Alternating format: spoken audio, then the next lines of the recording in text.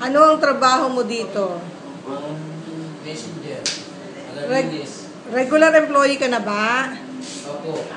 Gaano ka nakatagal sa kumpanyang to? 10 years and 3 months. Magkano ba ang sinasahod mo? 293. May mga benepisyo ka bang nakukuha sa kumpanyang ito? Meron po. Ano yung mga benepisyong yan?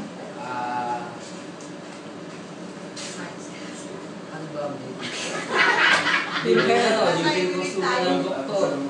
Tapos, mga SS, etc. May overtime ka ba? Meron po. Ang overtime ba may bayad naman? Meron po. Adjusted ba ang sweldo mo pag ang trabaho mo holiday? Sa iyong palagay, ang sweldo mo ba sapat sa pangangailangan ng pamilya mo? Bakit? Paano mo nasabi namang sapat na yung 290 a day? Actually, doktor pag pinag-cash naman yun pero pag magastos, hindi cash. Kamusta naman ang pakikitungo sa iyo ng mga boss mo dito sa pinagtatrabahuhan mo? Ayos naman po.